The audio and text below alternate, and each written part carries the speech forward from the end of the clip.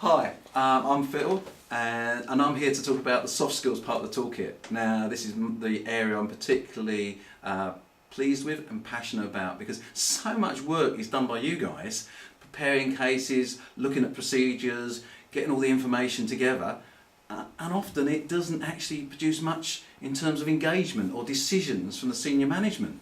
So what we want to do is we want to give you the top 20% of the areas of soft skills that's going to make a difference. Now, the reason this is important is because executives nowadays are in a world with much more complexity and risk and ambiguity.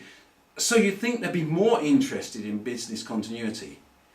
And they are, but we've got to work harder to prove that the business continuity that we're talking about really will match their world. And these are the sort of skills we're going to be looking at, breaking down. Because, I mean, you're busy guys. You haven't got time to go on a course on this and a course on that. So we're trying to bring together, if you like, just the top tips, the top tools, in order for you to start weaving them into your life. So that when the opportunities come, and we'll talk about that later on in the talkout, that you'll be ready, you'll be primed, and yet you'll also be natural. So, firstly, let's look at the big area. Now, the biggest area that we can deal with in terms of soft skills, and if I draw here, and this represents us, and we've got to communicate with someone in higher management, or maybe an executive, then what are the soft skills and how do they play out? Now, the starting point for a lot of this is personality. Who am I? How do others see me? How is it that I think? And how do they think? And how do they come across to me? And can I read them correctly? When I think, are they interested? Or are they thinking about what's going on? Or are they scattered? And these are the soft skills. So personality. Now, how does personality affect communication? So if I imagine, is it classically communication when it's badly done? Is a stream of information from us to them? When it's done a little better, it becomes also feedback, a chance for us to understand what they're doing. And that often is referred to as the modelling, how we model communication. But if I just take a second here and we'll talk about how personality affects that. Firstly, it affects our brain. It affects the way in which we think. The way in which we decide what is truly real, what is the reality of the situation. So for instance, in the same room, we could both be there. I could say that was a fantastic meeting, and the person next to me says it was a rubbish meeting. So it affects how we perceive reality. But remember, it also affects the other guys, how they perceive reality. So you can imagine it doing that. But if we drill a bit further, it affects other things that are going on. It actually affects how we communicate. What are the things that we say? It also reflects what are the things we pick up from the room, from the other people.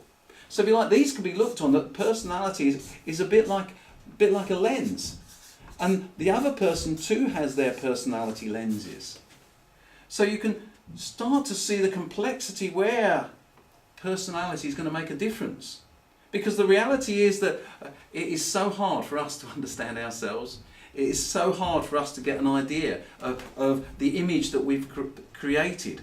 And indeed often we leave all that aside, and all that we worry about is our data. What is the points? What is the PowerPoint? What is it that's on the PowerPoint screen? And yet these personality is affecting this so much more than the information on your PowerPoint.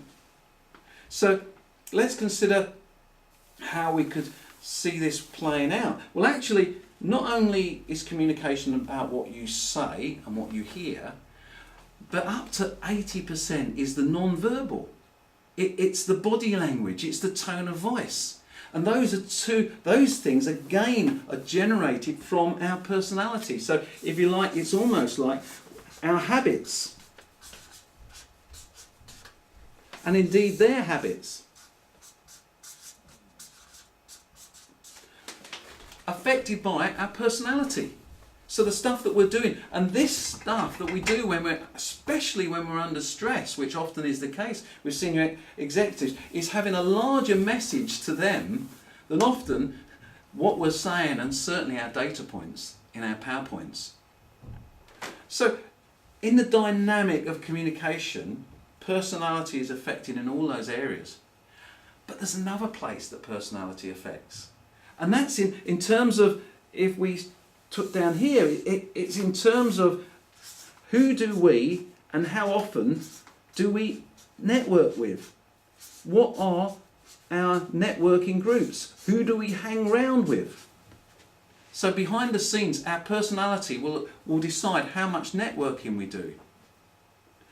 Also, our personality, and if you like here, just to give ourselves a little reminder here, I'll just try and draw a little bit of a diary of a calendar. It's our personality affects how we see opportunities, whether we make opportunities. Some people can pick up just like that it's the right time to say, why don't we meet later?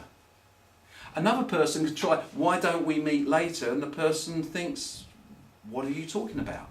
So there's a myriad of skills, but they're grounded in our understanding of our personality and the personality of others. There's a psychological term which is called attribution error. Now, attribution error is when we decide that everybody should judge us by our intentions. So somehow everybody we rub shoulders with should judge us by what we intended. But the error is, but when we deal with other people, we judge them by what they do. And so personality affects massively here and here all the time. In practical terms, what can we do about it? I'm not suggesting that you go on a degree of psychology or start reading books after books. Now there are some what's called personality models.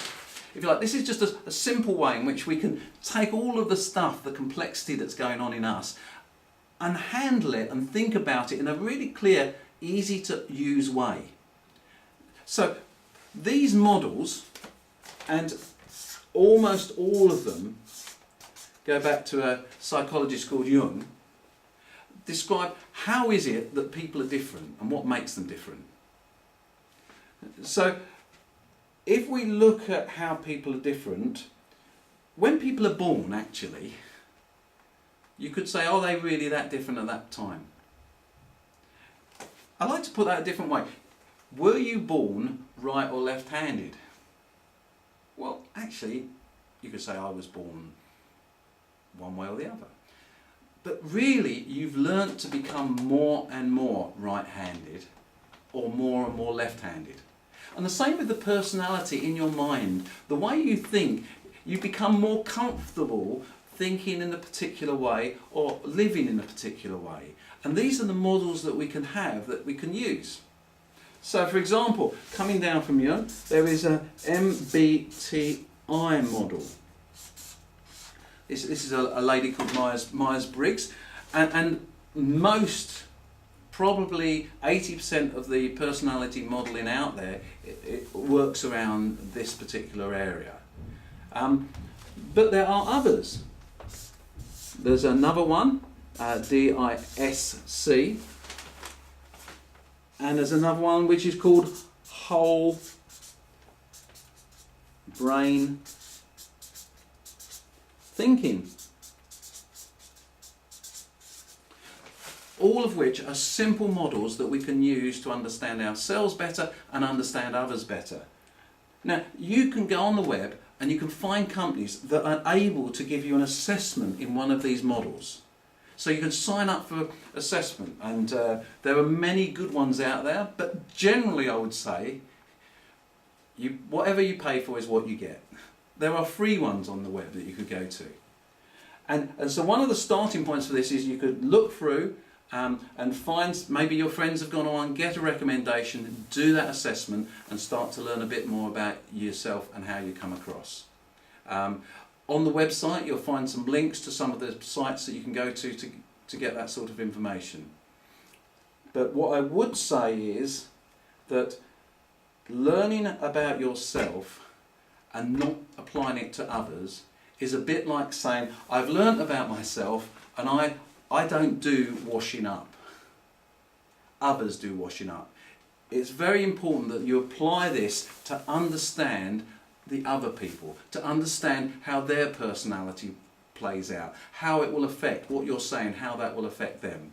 And in doing that, we will find as practitioners, we are able to go into a room and we are able to judge the room, judge the temperature of the room, the personalities are representative, and flexibly adjust what we would say in order to gain rapport at a very quick time.